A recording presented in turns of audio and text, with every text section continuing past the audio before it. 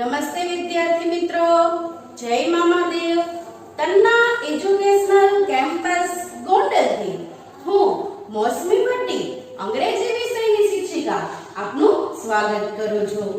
બાળકો, અંગ્રેજીની અંદર આપણે લાસ્ટ પીરિયડની અંદર ધ સિમ્પલ પ્રેઝન્ટ ટેન્સ એટલે કે સાદા વર્તમાન કાળનો અભ્યાસ કરેલો. હું આશા રાખું છું કે સાદા વર્તમાન કાળની સેન્ટેન્સ પેટર્ન એટલે કે વાક્ય રચના તમે ખૂબ સારી રીતે પાકી કરી જ લીધી હશે અને તમને યાદ પણ હશે. તો બાળકો, હવે આપણે એક વખત ફરી બોલી લઈએ. આપણે એક વખત વાક્ય રચના કેની? સાદા વર્તમાન કાળની. સાદા વર્તમાન કાળની પહેલી વાક્ય રચના બોલી તો કર્તા પ્લસ ક્રિયાપદને એસ કે ઈએસ પ્લસ કર્મ પ્લસ અન્ય શબ્દ.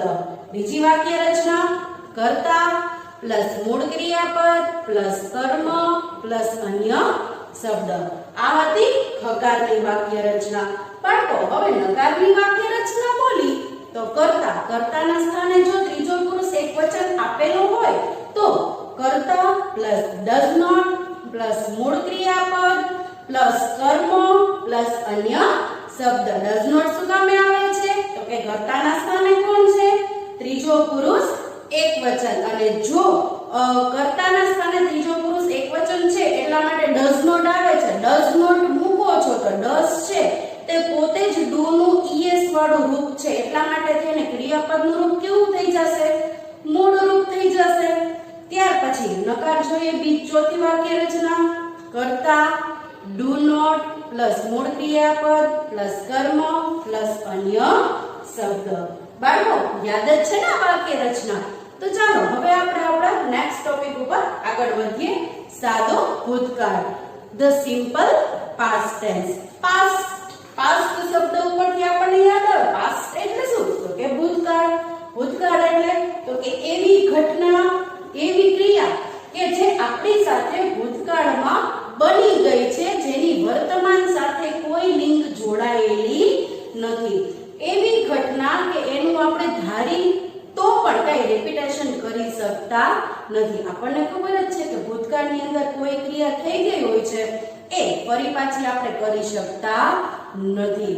ચાહે પછી મૂવી જોવાથી તમે મૂવી જોવાની ક્રિયા છે કે બહાર જવાની ક્રિયા છે કે કોઈની ઘરે જવાની ક્રિયા છે કે કોઈ કાર્ય કરવાની ક્રિયા છે, એવી ક્રિયા કે જે આપણે ભૂતકાળમાં કરી ચૂકેલા છીએ એવી ક્રિયા જ્યારે તમારે અંગ્રેજીની અંદર દર્શાવવી છે તો તમે સાદા ભૂતકાળનો ઉપયોગ કરી શકો છો.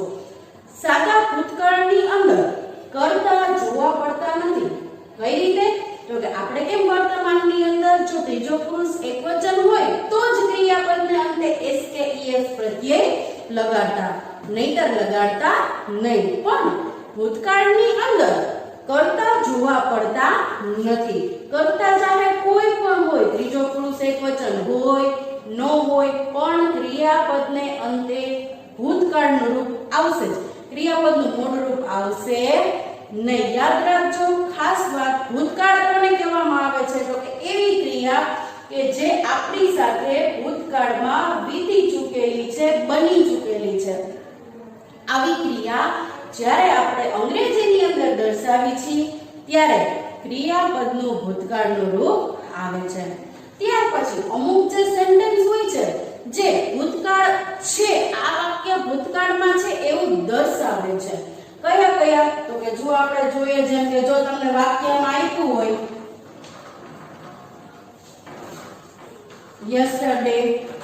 યસ્ટરડે આપેલું હોય,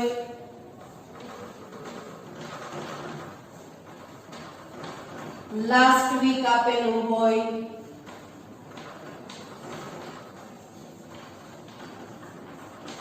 લાસ્ટ મંથ આપેલું હોય,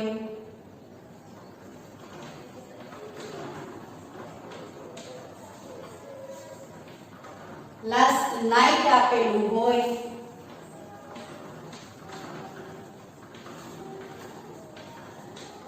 લાસ્ટ મોર્નિંગ આપેલું હોય,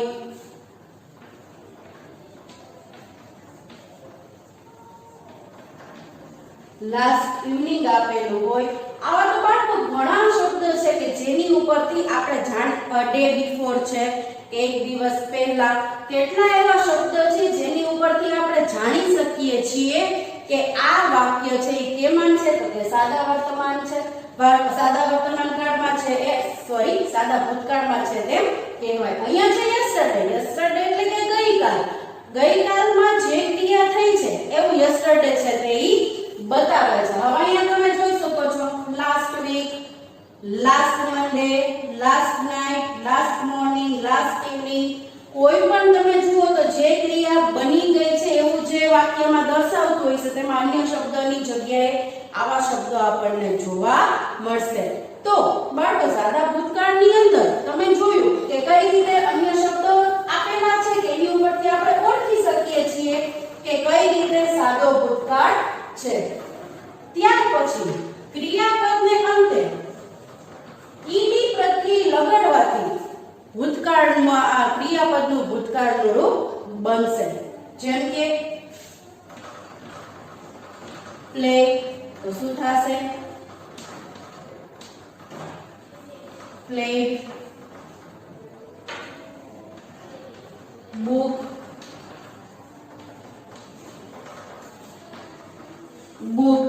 આવી રીતે ઘણા એવા ક્રિયાપદ છે કે જેને ઈડી પ્રત્યય લગાડવાથી ક્રિયાપદનું રૂપ છે એ ભૂતકાળમાં બને છે. પણ અમુક છે અનિશ્ચિત છે ક્રિયાપદ. જેમ કે તમે જુઓ તો જ્યારે ક્રિયાપદને અંતે વાય આપેલો હોય ત્યારે વાય અને વાયની પહેલા વ્યંજન આપેલો હોય તો એ વાય નું આય થઈ જાય છે અને ત્યાર પછી ઈડી પ્રત્યય લાગે છે. જેમ કે ક્રાય. હવે ક્રાય છે શું છે? ક્રાય નો અંત શું છે? વાય છે. આર છે એ વ્યંજન છે, એટલા માટે ક્રાય નું જ્યારે આપણે ભૂતકાળનું રૂપ બનાવી ત્યારે આ વાય નું આય કરી ઈડી પ્રત્યય બને. એના પછી હજી તમે જુઓ તો ઘણી વખત એવું થાય છે કે જ્યારે અનિશ્ચિત ક્રિયાપદ આવી ગયું હોય છે, જેમ કે ગો. ગો છે તો એનું કઈ ગોડ નથી થતું, ઈડી પ્રત્યય લાગતું નથી. ગો નું ભૂતકાળનું રૂપ થાય છે વેન. તો અમુક છે ક્રિયાપદ અનિશ્ચિત છે, એના ભૂતકાળનું રૂપ આપણે યાદ રાખવા જ પડશે. અને હું તો એમ કહું છું કે બાળકો અત્યારે 9મા ધોરણમાં આવી અને તમને એટલી તો ખબર હોવી જ જોઈએ કે કયા ક્રિયાપદનું ભૂતકાળનું રૂપ શું થાય છે, ઇવન ભૂત કૃદંતનું રૂપ પણ શું થાય છે એ પણ તમને ખ્યાલ હોવો જ જોઈએ. ગમે ત્યારે તમારી સામે કોઈ પણ ક્રિયાપદ આવે તેનું ભૂતકાળનું રૂપ છે, તેનું ત્રીજું રૂપ છે એટલે કે ભૂત કૃદંતનું રૂપ છે એ તમને ખ્યાલ હોવો જ જોઈએ કે એ શું આવે છે. ભૂત કૃદંતનું રૂપ છે એ આપણે પૂર્ણકાળમાં આવશે ત્યાં સુધીમાં તમે પાકા તો કરી જ લેજો, બરોબર છે. આઈ થિંક તમને એટલીસ્ટ 1000 ક્રિયાપદ તો એવા આવડવા જ જોઈએ કે જે હું તમને પૂછું એ ભેગું તમે તરત જ ભૂતકાળનું રૂપ છે કે ત્રીજું રૂપ છે એનું કહી શકો. જેમ કે પ્લેડ, પ્લેડ, પ્લેડ. પ્લેડનું ત્રીજું રૂપ પણ પ્લેડ જ થાય છે. પછી હમણાં આપણે ગો ની વાત કરી તો ગો છે એ અનિશ્ચિત ક્રિયાપદ જ છે. ગો નું ભૂતકાળનું રૂપ શું થાય છે તો કે વેન્ટ થાય છે. ગો નું ત્રીજું રૂપ એટલે કે કૃદંતનું રૂપ શું થાય છે તો કે ગોન થાય છે. GONE એટલે પૂરેપૂરી રીતે ગો છે એ અનિશ્ચિત ક્રિયાપદ છે. ત્યાં આવા ઘણા ક્રિયાપદ એવા છે કે જે અનિશ્ચિત છે. તો બાળકો આજે તમે એક કાર્ય એ પણ કરજો કે તમે ઘણા ક્રિયાપદ એવા શોધો કે તમને ખબર પડે કે આનું ભૂતકાળનું રૂપ શું થાય છે, ત્રીજું રૂપ શું થાય છે. અત્યારે ઘરે છો, તમે સુરક્ષિત છો, સેફ છો અને સ્વસ્થ છો, મને એવી ખાતરી જ છે. એની સાથોસાથ તમારી પાસે અત્યારે પુષ્કળ ટાઈમ છે કે તમારી પાસે એટલો સમય છે કે તમે ધારો એ કાર્ય કરી શકો છો. તો બાળકો અત્યારે તમારી પાસે એટલો વર્કલોડ ઓછો છે તો તમે થોડુંક જનરલ નોલેજ પણ તમારું વિકસિત છે એ કરી શકો છો. ઇવન જો તમારી હેન્ડરાઇટિંગ સારી નથી થતી તો તમે દિવસમાં 5 કે 10 પેરેગ્રાફ સારા અક્ષરથી લખી અને તમે તમારી હેન્ડરાઇટિંગમાં પણ ઇમ્પ્રુવમેન્ટ છે એ લાવી શકો છો. તો અત્યારે તમારી પાસે એવો સોનેરો સમય છે જિંદગીમાં કે તમે ધારો એટલું તમારી જાત સાથે, તમારી સેલ્ફ સાથે ટાઈમ સ્પેન્ડ કરી અને તમારી જાતને છે થોડીક ઇમ્પ્રૂવ કરી શકો છો, જેના કારણે તમને આગળ જતા કોઈ જાતની તકલીફ થાય નહીં. તો આવો સરસ તમને મોકો મળ્યો છે, તો શું કામ આપણે એનો ઉપયોગ છે એ ન કરવો જોઈએ? સારા કાર્યમાં આપણે એનો ઉપયોગ કરવો જ જોઈએ. હું આશા રાખું કે તમે આવા કાર્ય છે, સારા કાર્ય કે જેનાથી તમારી જાત છે, તમારી સેલ્ફ છે એને ઇમ્પ્રુવમેન્ટ તરફ લઈ જશો, તો એવા કાર્ય તમે કરશો જ. એમાં હું તમને એમ પણ એડ કરી શકું કે તમે થોડા ક્રિયાપદના રૂપ નથી આવડતા તો તમે થોડા યાદ પણ કરી શકો છો. રોજ 10 લખો, 15 લખો, 20 લખો, થોડુંક વધારતા જાઓ. આજે તમે 10 ક્રિયાપદના રૂપ લખો છો, ક્રિયાપદનું મૂળ રૂપ લખો, ક્રિયાપદનું ભૂતકાળનું રૂપ લખો અને ક્રિયાપદનું ત્રીજું રૂપ લખો, એટલે કે ભૂત કૃદંતનું રૂપ લખો. આજે 10 લખ્યા, કાલે 20 લખો છો, પરમ દિવસે 30 લખો છો. તો બાળકો તમે વિચાર કરો, તમે 3 દિવસમાં ખાલી 50 કે 60 ક્રિયાપદના રૂપ છે એ પાકા કરી શકો છો. તમે 10 થી શરૂઆત કરો, કરી શકશો. હું આશા રાખું છું તમે કરશો જ. અત્યારે તમારી પાસે ખૂબ સારો સમય છે આવી બધી બાબતનું જનરલ નોલેજ વધારવાની. મને ખબર છે તમને આવડે તો છે જ, પણ એ છતાં આપણે આપણા જ્ઞાનમાં છે એમાં હંમેશા વધારો કરવો જ જોઈએ. તો આજે ખાલી 10 થી શરૂઆત કરો, ચાલો કરો, 20 નથી કરતા, 15 કરો, તો એટલીસ્ટ અઠવાડિયાની અંદર તમે 300-400 ક્રિયાપદ તો પહોંચી જ જશો. તો તમને 10મા ધોરણની અંદર પણ 9મું છે એ 10માનો બેઝ છે. તમને 10મા ધોરણની અંદર પણ ગમે ત્યારે જો ક્રિયાપદનું રૂપ મૂકવાનું આવે તો તમને વાંધો આવશે નહીં. જો તમે ક્રિયાપદના રૂપમાં ભૂલ કરશો તો તમારું આખું વાક્ય છે એ ખોટું પડશે. ગણિતમાં કેમ તમને જો પાડા આવડતા હોય, ટેબલ આવડતા હોય તો જ તમે દાખલા ગણી શકો છો, સરવાળા બાદબાકી આવડતા હોય તો જ તમે ફોર્મેટમાં દાખલા છે ગણી શકો છો. એવી રીતે બધી ભાષાની અંદર એવું થાય છે. ગુજરાતીની અંદર તમને સાચી જોડણી આવડતી હોય તો તમે વ્યવસ્થિત સારા અક્ષરથી લખો છો તો તમને પૂરા માર્ક મળે જ છે. તો બાળકો અંગ્રેજીની અંદર તો તમારે જોડણી પણ જોવાની નથી હોતી, માત્ર તમે સ્પેલિંગ મિસ્ટેક ન કરો, સ્પેલિંગ પાકા કરો. ક્રિયાપદના રૂપમાં ખાસ જો તમે સાદા ભૂતકાળમાં તમને પૂછ્યું છે, તમને ક્રિયાપદનું રૂપ નથી આવડતું તો તમે વાક્ય ક્યારેય પણ લખી શકશો નહીં, કારણ કે એમાં તો તમે તમારી રીતે મૌલિકતાથી પણ કઈ લખી શકતા નથી. બી પ્રેક્ટિકલ વાત છે. પ્લેન છે તો પ્લેનનું ભૂતકાળનું રૂપ પ્લેટ જ થાય. જો તમે ધારો તો એમાં પછી પ્લેનનું ભૂતકાળનું રૂપ તમે તમારી રીતે બનાવી શકતા નથી. ગોનું ભૂતકાળનું રૂપ વેન્ટ થાય છે તો એ વેન્ટ જ થાય છે. તમે ધારો તો એ વેન્ટની જગ્યાએ બીજું કઈ ભૂતકાળનું રૂપ લખી શકતા નથી. એટલે આપણી જે અંગ્રેજી ભાષા છે ખૂબ પ્રેક્ટિકલ છે. તમારે યાદ રાખવી જ પડશે, તમારે તેને સમજવી જ પડશે અને તમારી જે વોકેબ્યુલરી છે, તમારો જે શબ્દ ભંડોળ છે એ તમારે ખૂબ વિકસિત કરવો પડશે. એટલીસ્ટ આપણે કોઈ પણ જગ્યાએ આપણે વાતચીત કરીએ છીએ કોઈ સાથે તો આપણી એક લાઈનની અંદર મિનિમમ 3 or 4 વર્ડ તો ઇંગ્લિશના આવવા જ જોઈએ. તમે વિચાર કરો બાળકો, એનાથી તમારી ઇમ્પ્રેશન છે કેટલી સારી પડશે. તમે ખૂબ સારા તમારું વ્યક્તિત્વ છે એને રજૂ કરી શકો છો. તો અંગ્રેજી ભાષા બોલવી આપણને ખૂબ જ ગમે છે, પણ આપણના મનમાં શું હોય છે? બીક હોય છે કે હું ખોટું બોલીશ તો. એ બીક ક્યારે રહે છે? તો કે જો આપણા મનમાં શબ્દ ભંડોળ નથી તો. તમારે ક્યારેય પણ જ્યારે તમે ગુજરાતી બોલો છો ત્યારે તમારે વિચારીને બોલવું પડે છે કે મારે શું બોલવું, શું નહીં, કેમ બોલવું, આવી પરિસ્થિતિ છે તો એમાં શું સ્ટેટમેન્ટ આપવું, નથી વિચારવું પડતું. કારણ કે તમારી પાસે ગુજરાતીનો પૂરતો શબ્દ ભંડોળ છે. એટલા માટે થઈને અંગ્રેજી તમે શું કામ નથી બોલી શકતા, શું કામ વાપરી નથી શકતા? કારણ તો કે તમારા મનની અંદર અંગ્રેજી ભાષાની શબ્દ ભંડોળ છે જ નહીં. અંગ્રેજી ભાષાનું તમારી પાસે કઈ બેઝ છે જ નહીં. એટલા માટે થઈ અને એક મેઇન પોઈન્ટ આપણને મનમાં બીક છે કે મારાથી આ ખોટું થશે તો, હું આ ખોટું બોલીશ તો. નહીં પીવાનું, ધેટ્સ ઓકે. ખોટું પડે તો સો વોટ? એક વખત ખોટું પડશે, 2 વખત ખોટું પડશે, ત્રીજી વખત તો તમે સાચું જ બોલશો. પણ એક વખત શરૂઆત તો કરો. કોઈ પણ સારું કાર્ય કરવું હોય પણ એના ખરાબ પરિણામનું ધારી અને શરૂઆત જ ન કરી તો આપણને કાંઈ રિઝલ્ટ મળતું નથી. જો એક વખત રિઝલ્ટ ખરાબ મળશે તો બીજી વખત આપણે ડબલ મહેનત કરશું એ રિઝલ્ટ છે સારું લાવવા માટે થઈને. જો તમારે અંગ્રેજી ની અંદર વ્યવસ્થિત વાતચીત કરતા શીખવું છે, વ્યવસ્થિત રીતે સેન્ટેન્સની પેટર્ન શીખવી છે, વ્યવસ્થિત તમારી રીતે કોઈની હેલ્પ લીધા વગર આન્સરની હેલ્પ લીધા વગર તમારી જાતે આન્સર બનાવવા છે. તો તમારે અંગ્રેજીનો શબ્દ ભંડોળ તો વધારવો જ પડશે. હું તમને આજે કહું છું કે તમે 10 ક્રિયાપદના રૂપથી ચાલુ કરો. હું આશા રાખું છું તમે એમાં ખૂબ આગળ વધશો.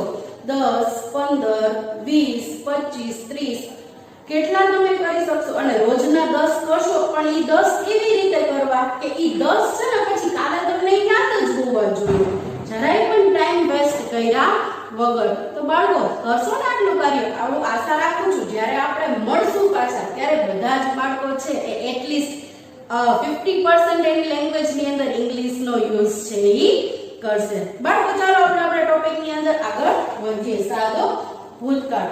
સાદા ભૂતકાળમાં મેં તમને વાત કરી જે ક્રિયા ભૂતકાળની અંદર બની ચૂકેલી છે, વીતી ચૂકેલી છે તેવી વાત કરવા માટે સાદા ભૂતકાળનો ઉપયોગ થાય છે.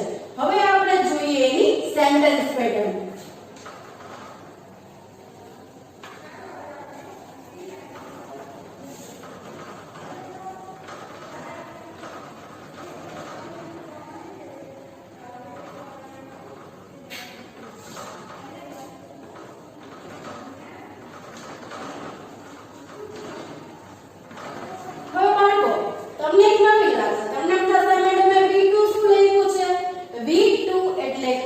ક્રિયાપદનું ભૂતકાળનું રૂપ verb to verb એટલે ક્રિયાપદ. ક્રિયાપદનું બીજું રૂપ એટલે કે V2 એટલે ક્રિયાપદના ભૂતકાળના રૂપને એટલે આપણે શોર્ટમાં શું લખી શકીએ છીએ V2.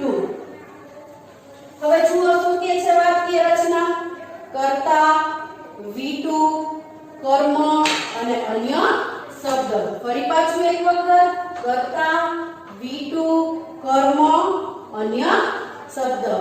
બાળકો કોઈ પણ વાક્યમાં કર્તા કોઈ પણ હોય, ત્રીજો પુરુષ એકવચન હોય, ન હોય, ચાહે કોઈ પણ હોય, વી આપેલું હોય, ધે આપેલું હોય, ઈ, સી, ઈ, એક નામ, બે નામ કરતા કોઈ પણ હોય, ક્રિયાપદને અંતે ભૂતકાળનું રૂપ આવશે, આવશે અને આવશે જ. એ વાત ખાસ યાદ રાખજો. હવે આપણે એનું એક્ઝામ્પલ જોઈએ.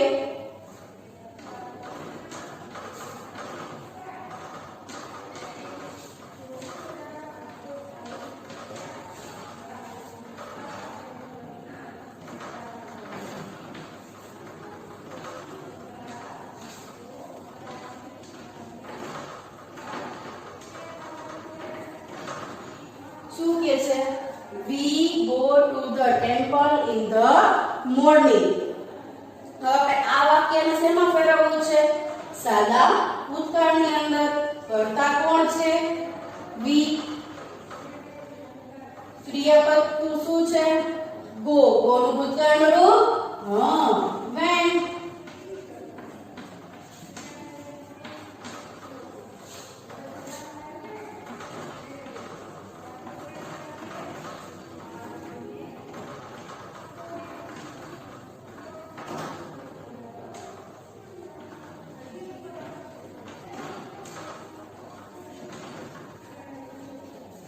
We go to the temple in the morning. એનું ભૂતકાળનું વાક્ય કઈ રીતે બન્યું? We went to the temple in the morning. અમે સવારે મંદિરે ગયા હતા. આનો મીનિંગ કઈ આવો થાય. બાળકો ખૂબ સહેલું છે. આ વાક્ય છે કેવા છે? સાદા વર્તમાન કાળની અંદર. આ વાક્ય આપણે શેમાં ફેરવ્યું? સાદા ભૂતકાળની અંદર. હવે સાદા ભૂતકાળના નકાર વાક્યની વાત કરી તો નકાર વાક્ય બનાવવા પણ ખૂબ જ સરળ છે. કઈ રીતે? એની સેન્ટેન્સ પેટર્ન જોઈએ. કર્તા,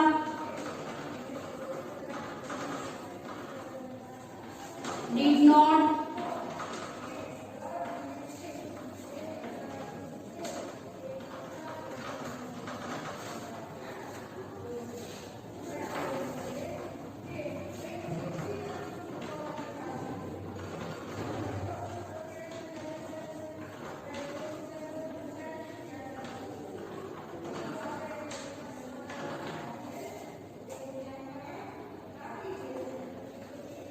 જો શું કહે છે કર્તા did not મૂળ ક્રિયાપદ કર્મ અને અન્ય શબ્દ એક વાત નોટિસ કરી અહીંયા શું આવ્યું છે મૂળ ક્રિયાપદ મેં તો તમને એમ કીધું હતું કે ભૂતકાળની ક્રિયા ભૂતકાળમાં વાક્ય ગમે ત્યારે બનાવો ત્યારે તેમાં ભૂતકાળનું રૂપ લખવું કમ્પલસરી છે તો જ એ વાક્ય છે એ ભૂતકાળમાં બને છે પણ મેં અહીંયા તમને શું કીધું સેન્ટેન્સ પેટર્નમાં મૂળ ક્રિયાપદ એનું પણ એક રીઝન છે બાળકો નકાર વાક્યમાં આપણે શું મૂકવું પડે છે did not મૂકવું પડે છે જેમ આપણે સાદા વર્તમાન કાળની અંદર બનાવતા એ જ રીતે સાદા વર્તમાન કાળમાં શું મૂકતા does અને do not does not અને do not ભૂતકાળમાં શું મૂકવાનું did does છે કેમ do નું છે es વાળું રૂપ છે ને તે જ રીતે did છે એ પોતે do નું ભૂતકાળનું રૂપ છે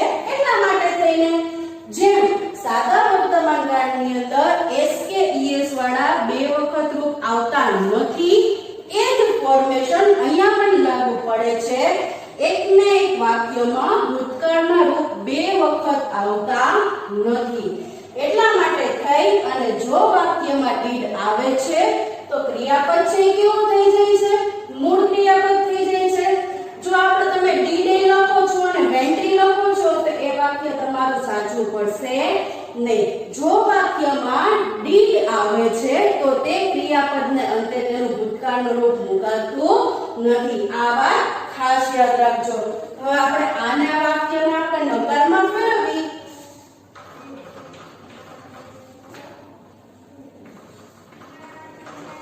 did not ની જગ્યાએ તમે didn't પણ વાપરી શકો છો doesn't don't did not ની જગ્યાએ didn't અહીંયા શું મૂક્યું કરતા પછી did not હવે શું છે મૂળ ક્રિયાપદ went નું મૂળ ક્રિયાપદ go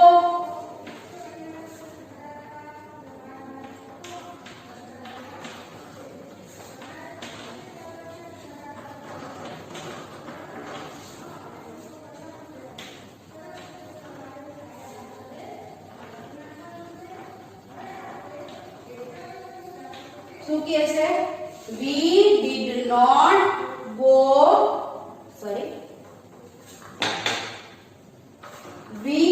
not go to the temple in the morning અમે સવારે મંદિરે ગયા ન હતા આના વાક્યનું આપણે નકારમાં ટ્રાન્સલેટ કરેલું છે did not આવે છે ક્રિયાપદ કેવું થઈ ગયું મૂળ થઈ ગયું હકાર હતું તો ગો નું શું થયું went થયું પાછું નકારમાં શું થઈ ગયું ગો થઈ ગયું શું કામ did આવે છે ખાસ યાદ રાખજો એકને એક વાક્યની અંદર જેમ es વાળા રૂપ નથી આવતા એમ ભૂતકાળના રૂપ પણ બે વખત આવતા નથી આ વાતને ખાસ યાદ રાખવી તો બાળકો સમજાઈ ગયું ને નકાર વાક્ય કઈ રીતે બનશે હવે એક વખત વાક્ય રચના બોલશું ને ચાલો બોલી પહેલા હું બોલું છું ત્યાર પછી તમારો વારો કર્તા પ્લસ v2 પ્લસ કર્મ પ્લસ અન્ય શબ્દ કર્તા પ્લસ v2 પ્લસ કર્મ પ્લસ અન્ય શબ્દ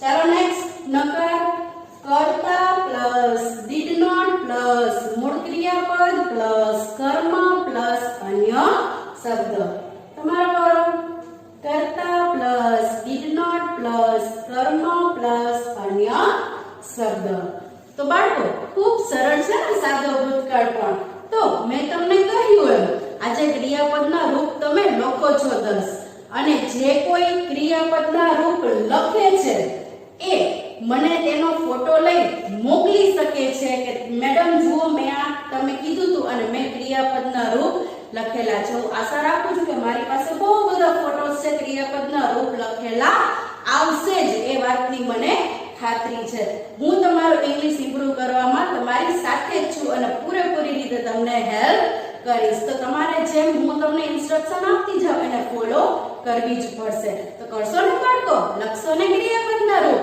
તો ચાલો ફરી પાછા આપણે નેક્સ્ટ પીરિયડની અંદર મળીશું આમાં કાંઈ પણ ન સમજાય તો તમે મને પૂછી શકો છો થેન્ક યુ જય મામાદેવ